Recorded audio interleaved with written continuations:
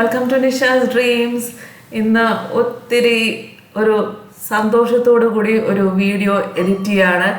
സന്തോഷം ഇതാന്ന് നിങ്ങൾക്ക് ഇത് കാണുമ്പോഴത്തേക്കും മനസ്സിലാവും. എൻ്റെ ഡിയറസ്റ്റ് ഫ്രണ്ട് സിറിയ ദുബായിൽ നിന്ന് ലാൻഡ് ചെയ്തേക്കാണ്. അപ്പം ഇന്ന് സിറിയ എൻ്റെ കൂടെ സ്റ്റേ ആണ് കേട്ടോ. അപ്പം ഒരു 4 വർഷത്തിന് ശേഷമാണ് സിറിയ ഞങ്ങളുടെ കൂടെ താമസിക്കുന്നത്. അപ്പം ഈ ഫോട്ടോ ആരാണെന്ന് ഞാൻ പ്രത്യേകിച്ച് ഇൻട്രൊഡ്യൂസ് ചെയ്തതിൻ്റെ കാര്യമില്ല. നമ്മുടെ സ്റ്റാർ ഭാവന ഞങ്ങളുടെ ഇവിടെ ഞാൻ അന്ന് പറഞ്ഞായിരുന്നല്ലോ, ഭാവന ഒരു ഷൂട്ടിങ്ങിന് വന്നിട്ടുണ്ടായിരുന്നു. ഫുട്ടേജ് എന്ന് പറഞ്ഞിട്ടൊരു ഫിലിം, ഭാവന ആൻഡ് റഹ്മാൻ. അപ്പോൾ അന്ന് എനിക്ക് കാണാനും മീറ്റ് ചെയ്യാനൊന്നും പറ്റിയില്ല. ഞങ്ങളുടെ തൊട്ട് ഫ്രണ്ടിൽ കോറിഡോറിൽ ഞങ്ങളുടെ ഫ്ലോറിൽ തന്നെ ഷൂട്ടിംഗ് നടന്നിട്ട് എനിക്ക് കാണാൻ പറ്റിയില്ല. ഞാൻ അങ്ങനെ പോയി എനിക്കങ്ങനെ ഒരു ചമ്മലോ മടിയൊക്കെയാണ് കേട്ടോ, ഇങ്ങനെ സ്റ്റാറുകളൊക്കെ വരുമ്പോൾ പോയി മീറ്റ് ചെയ്യാനൊക്കെ. അത് ജാട കൊണ്ടല്ല, എൻ്റെ ഒരു ചമ്മല്. ഞാനൊരു കുറച്ചൊരു ഇൻട്രോവേർട്ട് സ്വഭാവമാണ്, അങ്ങനെ സംസാരിക്കാനൊക്കെ മടിയാണ്. പക്ഷെ സിറിയ നേരെ തിരിച്ചാണ്. സിറിയക്ക് ഇങ്ങനെ സ്റ്റാറുകളൊക്കെ കാണുമ്പോൾ പോയി സംസാരിക്കാൻ ഭയങ്കര എക്സൈറ്റ്മെൻ്റ് ആണ്.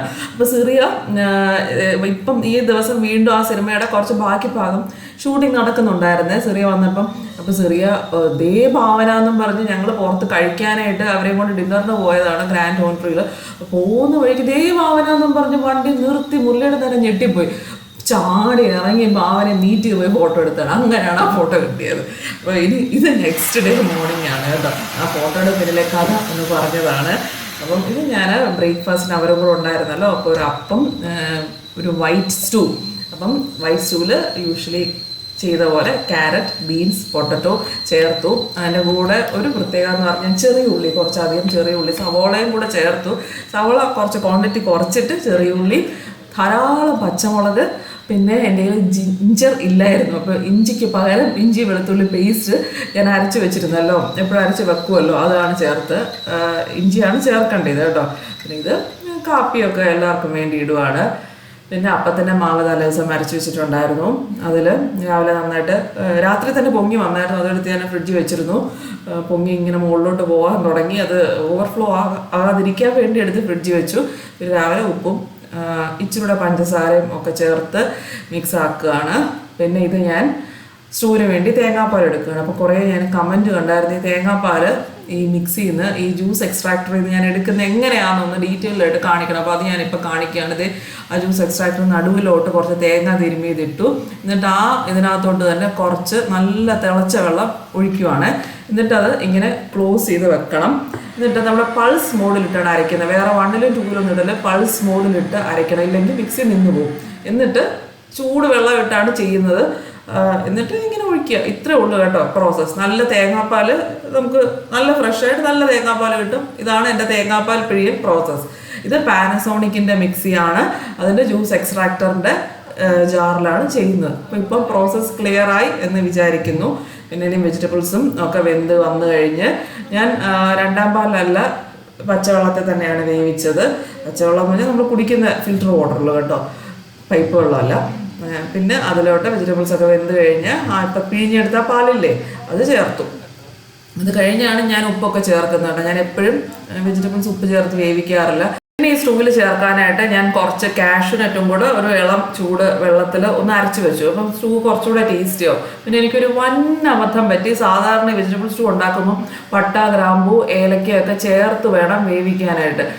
ഞാൻ നേരത്തെ സ്റ്റൂ ഉണ്ടാക്കുന്ന നിഷ സ്പൈസസിലൊക്കെ ഇട്ടിട്ടുണ്ട്. അതുപോലെ 1ാം തരം സ്റ്റൂ ആണ്. ചെറിയുടെ വർത്താനം പറഞ്ഞ് ഞാൻ ആ കാര്യമേ അങ്ങ് വിട്ടുപോയി. നിങ്ങൾ ഉണ്ടാക്കുകയാണെങ്കിൽ അങ്ങനെ തന്നെ ചെയ്യണം കേട്ടോ, അതാണ് ടേസ്റ്റ്. പക്ഷേ മറന്നേ പോയി അങ്ങനെ സംഭവം. അപ്പം ഞാൻ 2ാമത് കുറച്ച് വെളിച്ചെണ്ണ ഒഴിച്ചിട്ട് ഈ പട്ട, ഗ്രാമ്പൂ, ഏലക്കയൊക്കെ ഒന്ന് മൂപ്പിക്കുകയാണ്. കുറച്ച് ടേസ്റ്റ് കുറവായിരുന്നു കേട്ടോ. ഇങ്ങനെ മൂപ്പിച്ച് ചേർത്താൽ വലിയ ടേസ്റ്റ് ഒന്നും കിട്ടത്തില്ല. അത് നമ്മളിങ്ങനെ ഫ്രണ്ട്സ് കുറേ നാളുകൾക്ക് ശേഷം കാണുമ്പോഴേ ഉള്ള വർത്താനം കോൺസെൻട്രേഷൻ കറിയിലൊന്നും അല്ല, വർത്താനത്തിലാണ്. അപ്പം ഈ മസാല മൂപ്പിക്കുന്നതിനിടയ്ക്ക് കുറച്ച് കറിവേപ്പിലയും കൂടെ ചേർത്ത് കേട്ടോ. ഇച്ചിരി വെളിച്ചെണ്ണയും കുറച്ച് പിന്നെ ചെയ്താലും പറഞ്ഞു. അപ്പോൾ ഇച്ചിരി നെയ്യൊക്കെ ചേർത്തൊക്കെ മൂപ്പിക്കുക, കുറച്ച് ടേസ്റ്റ് ഇരിക്കട്ടെ. പക്ഷേ വലിയ കാര്യമൊന്നും ഉണ്ടായില്ല, അത്ര സൂപ്പർ ടേസ്റ്റ് ഒന്നും ആയില്ല എന്നുള്ളതാണ് വാസ്തവം. മറ്റേ മസാലയും കൂടെ ചേർത്ത് വേവിക്കുമ്പോഴത്തേക്ക് ഉഗ്രം ടേസ്റ്റാണ്. ഞാൻ കുറച്ച് മസാലപ്പൊടിയൊക്കെ ഇട്ട് നോക്കി, അതാണ് ഈ കളർ വ്യത്യാസമൊക്കെ വന്നത്. ഗരം മസാല അരച്ചതും ഇതും എല്ലാം കൂടെ ഇട്ടു, എന്തെങ്കിലും ടേസ്റ്റ് വ്യത്യാസം വരുമെന്ന് പറയാം. പിന്നെ അരച്ച് വെച്ച കാഷ്യൂ ഒക്കെ ഇട്ടാൽ കുറച്ച് കുറുകി ഗ്രേവിയൊക്കെ നന്നായിട്ട് വന്നു. പക്ഷെ ആ മസാല വേവിക്കുന്നതിൻ്റെ ആ പെർഫെക്ഷൻ വന്നില്ല എന്നേ ഉള്ളൂ. പിന്നെ അപ്പം ഫുള്ള് സിറിയാണ് ഉണ്ടാക്കിയത് കേട്ടോ. സിറിയ കൂടെ നിന്ന് ഞങ്ങൾ കംപ്ലീറ്റ് വർത്താനം അതേ നോൺ സ്റ്റോപ്പ് സംസാരമായിരുന്നു. ഒത്തിരി പേരെന്ന് വെച്ചാൽ അങ്ങനല്ല, 2 പേർക്ക് ഉണ്ടാക്കുന്നത് പോലെ അല്ലല്ലോ, അവർ 4 പേരും ഞങ്ങൾ 2 പേരും. പിന്നെ സിറി അവർക്കൊക്കെ അപ്പം ഭയങ്കര ഇഷ്ടമാണ്. അപ്പമാണ് സിറിയ ഒരു അപ്പം സ്പെഷ്യലിസ്റ്റാണ്. സിറിയയുടെ അപ്പം ഞാൻ പറയരുത്, സിറിയയുടെ അപ്പം ചിക്കൻ കറിയൊക്കെ ഞാൻ ഭയങ്കരമായിട്ട് മിസ്സാവുന്നു. അവിടെ വെച്ച് സിറിയ ഈസ്റ്ററിനും ക്രിസ്മസിനും ഒക്കെ എനിക്ക് സിറിയ അപ്പം വറുത്തരച്ച ചിക്കൻ കറി അതൊക്കെ എപ്പോഴും ഉണ്ടാക്കി കൊടുത്തയക്കുമായിരുന്നു കേട്ടോ. അപ്പം ഞാൻ പറയുകയും ചെയ്തു സിറിയയുടെ അപ്പം ചിക്കൻ കറിയൊക്കെ ഭയങ്കരമായിട്ട് മിസ്സാകുന്നതെന്ന്. അപ്പം അമ്മും മോനും ഒക്കെ ഉറക്കത്തിലായിരുന്നു. സിറിയ പതുക്കെ വിളിച്ചൊക്കെ തുടങ്ങി, മോനും എഴുന്നേക്ക് അമ്മു എഴുന്നേക്കെന്നൊക്കെ പറഞ്ഞു. ഞാൻ കുറച്ച് അധികം വീഡിയോസിൽ പറഞ്ഞിട്ടുണ്ട്. അമ്മുവിൻ്റെ ശരിക്കും ഒഫീഷ്യൽ നെയിം നേഹ എന്നാണ്. നന്ദുവിൻ്റെ ഡിയറസ്റ്റ് ഫ്രണ്ടാണ് കേട്ടോ അമ്മു. നന്ദുവിനേക്കാൾ 1 വയസ്സ് മൂത്തതാണ്. അപ്പം ഇപ്പം അമ്മു ഡൽഹിയിലാണ് പഠിക്കുന്നത്. അപ്പം വെക്കേഷനൊന്ന് വന്നതാണ്. അപ്പം നന്ദുവിൻ്റെ റൂമിൽ അമ്മു നന്ദുവായിട്ടുള്ള കുറേ ഫോട്ടോസിൻ്റെ കൊളാഷൊക്കെ ഇരിപ്പുണ്ട്. ഇങ്ങനെ നന്ദുവിനെ പോലെ കുറച്ചൊരു സൈലൻ്റ് ആണ് അമ്മു ഇങ്ങനെ.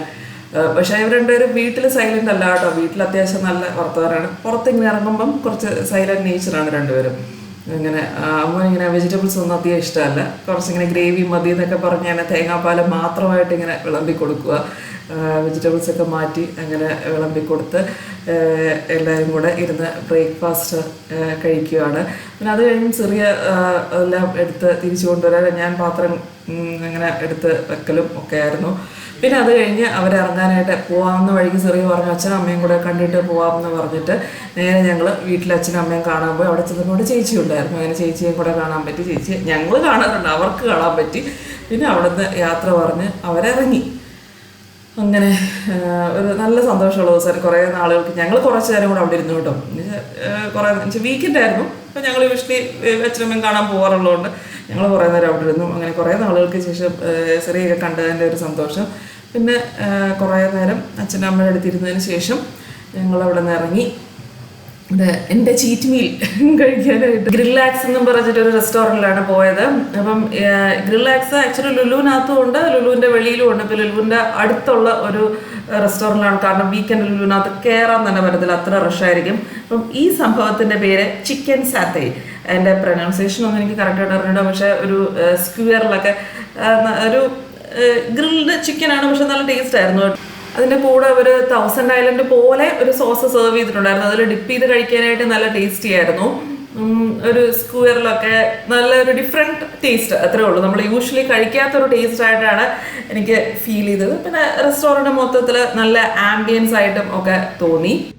ഈ ഡിഷിൻ്റെ പേര് ചീസി ചില്ലി കബാബ്. ഇതിൻ്റെ കൂടെ എല്ലാ സോസും ഏകദേശം സിമിലർ ആയിരുന്നു. ഒരെണ്ണം മാത്രം ഒരു മിൻ ചട്നി കൂടെ ഉണ്ടായിരുന്നു. ബാക്കിയെല്ലാം 1000 ഐലൻഡ് പോലത്തെ ഒരു സിമിലർ സോസായിരുന്നു. ചീസി ചില്ലി കബാബിൻ്റെ ടേസ്റ്റ് എനിക്ക് ഇഷ്ടപ്പെട്ടു. എല്ലാം ഒരു അധികം സ്പൈസി അല്ലാത്ത സംഭവമാണ്. പക്ഷെ എല്ലാം ചിക്കനൊക്കെ നല്ല സോഫ്റ്റ് ആയിട്ട് ഒട്ടും ഡ്രൈ ആയി പോകാതെ ഇതിനകത്ത് മുരളിയേട്ടൻ ആ ചിക്കൻ ഇങ്ങനെ മുറിച്ചെടുക്കാൻ ശ്രമിച്ചുകൊണ്ടിരിക്കുകയായിരുന്നു. അതാണ് ആദ്യം ഇങ്ങനെ എടുക്കാൻ ശ്രമിച്ചത്. പിന്നെയാണ് മനസ്സിലായത് അതെല്ലാം കൂടെ ഒറ്റ സ്ക്വയറിലുള്ളൊരു സംഭവമാണ്. അതാണ് ആദ്യം കണ്ടത്. പിന്നെ ഇത് പാഷൻ ഫ്രൂട്ട് മൊയ്റ്റോ. പക്ഷേ അതിനകത്ത് പാഷൻ ഫ്രൂട്ടിൻ്റെ ഒരു ടേസ്റ്റ് വന്നാൽ മൊത്തം ഐസ് ക്യൂബ്സ് ആയിരുന്നു. ഒരു പാഷൻ ഫ്രൂട്ട് മൊയ്റ്റോ ആയിട്ട് ഫീൽ ചെയ്തില്ല. ഇത് ഉഗ്രൻ സാധനമാണ്. ഇടയ്ക്കൊരു ടോട്ടല റാപ്പും കൂടെ ഉണ്ടായിരുന്നു. അത് എനിക്ക് ഭയങ്കരമായിട്ട് ഇഷ്ടപ്പെട്ടു. എനിക്ക് ടോട്ടല റാപ്പ് പൊതുവേ നല്ല ഇഷ്ടമാണ്. അതിനകത്ത് ചിക്കനൊക്കെ നല്ല ജ്യൂസി ആയിട്ട്.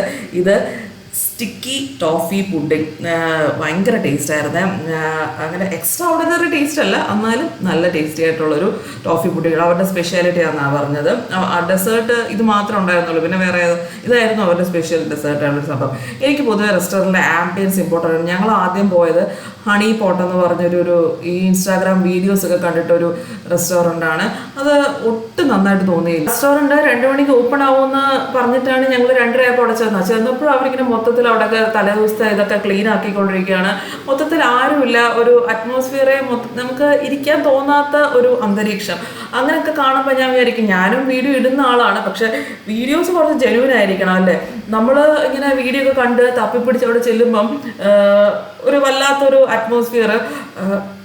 ഓക്കെ, നമുക്ക് വീഡിയോസിൽ കാണുന്ന പോലല്ല അവിടെ ചെല്ലുമ്പോഴെന്ന് ആണെങ്കിൽ അത് ഭയങ്കര ഒരു ഡിസപ്പോയിൻറ്റിങ് ആയിരിക്കും എന്ന് എനിക്ക് പലപ്പോഴും തോന്നിയിട്ടുണ്ട്. കഴിച്ചു കഴിഞ്ഞ് അടുത്ത യാത്ര വൈറ്റിലയിലെ ഡെക്കോർ ഡയറി എന്ന് പറഞ്ഞിട്ട് ഒരു ഹോം ഡെക്കർ ഷോപ്പിലോട്ടാണ്.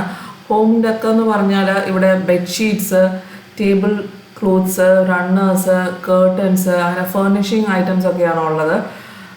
അപ്പം എനിക്ക് കുറച്ച് ബെഡ്ഷീറ്റ്സും റണ്ണേഴ്സും ഒക്കെ ജസ്റ്റ് ഒന്ന് നോക്കണം, അങ്ങനെ ഒരു ഉദ്ദേശത്തിലാണ് കേട്ടോ. അങ്ങനത്തെയൊക്കെ കാണാൻ ഒക്കെ ഇഷ്ടമാണല്ലോ. പിന്നെ വീഡിയോസിൽ കാണിക്കുമ്പോൾ നിങ്ങൾക്കും ഇൻട്രസ്റ്റ് ഉണ്ടാവും എന്നെനിക്കറിയാം, അതുകൊണ്ടാണ്. അപ്പം ഇതൊക്കെ കേർട്ടൻസ് ആണ് കേട്ടോ. കർട്ടൻസ് ഒന്നും എനിക്കങ്ങനെ മേടിക്കാൻ ഉദ്ദേശമില്ല. പിന്നെ അതൊന്നും വലിയൊരു അങ്ങനെ ബ്യൂട്ടിഫുൾ ആയിട്ട് കാണാനൊന്നും രസമില്ല, പ്ലെയിൻ കർട്ടൻസ് ആണ്. അപ്പോൾ നമ്മുടെ ഉണ്ട് എന്ന് ജസ്റ്റ് പറഞ്ഞതേ ഉള്ളൂ. ഇത് ബെഡ്ഷീറ്റ്സ് ആണ് കേട്ടോ, നോർമൽ ഡെയിലി യൂസ് ബെഡ്ഷീറ്റ്സ്. അപ്പം അതും നോക്കാം എന്ന് വിചാരിച്ചു. പിന്നെ കുറച്ചിങ്ങനെ നല്ല ബെഡ്ഷീറ്റ്സ്, ഗസ്റ്റൊക്കെ വരുമ്പം വിരിക്കാൻ പറ്റിയ ബെഡ്ഷീറ്റ്സും ഒക്കെ നോക്കാമെന്ന് വിചാരിച്ചു.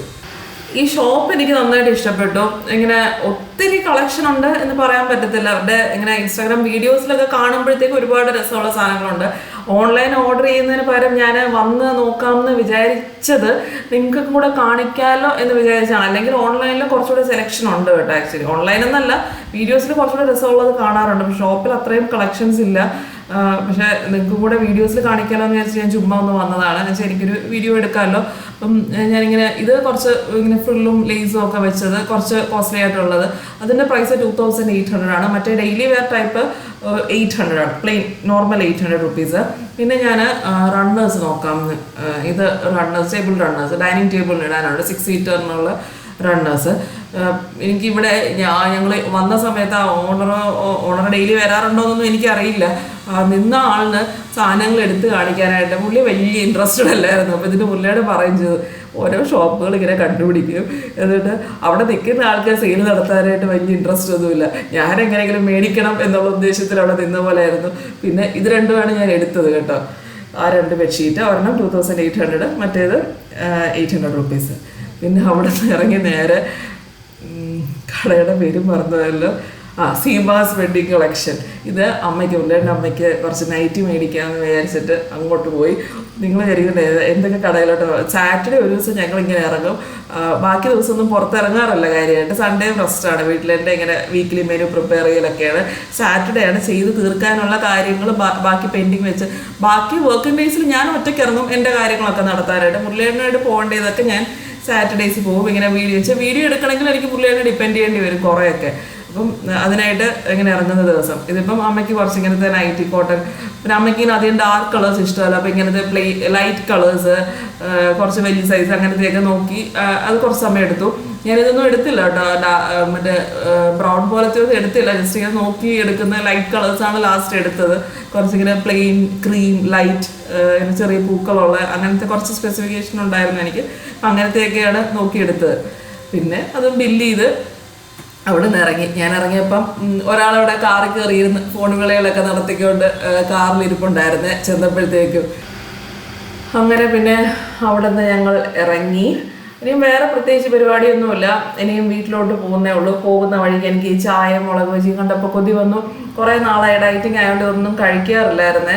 ചായ അല്ല, ബജിയൊന്നും കഴിക്കാറില്ല. അപ്പോൾ ഞാൻ വിചാരിച്ചു രാത്രി ആയിട്ടില്ല, അതും കൂടെ കഴിക്കും. ഉച്ചയ്ക്ക് ഗ്രില്ലല്ലേ കഴിച്ചത്. അപ്പം അതും കൂടെ കഴിച്ച് നമുക്ക് ഇന്നത്തെ വീഡിയോ നിർത്താം. വീഡിയോ ഇഷ്ടപ്പെട്ടെങ്കിൽ ലൈക്ക് ചെയ്യുക, സപ്പോർട്ട് ചെയ്യുക. ടാറ്റ, ബൈ.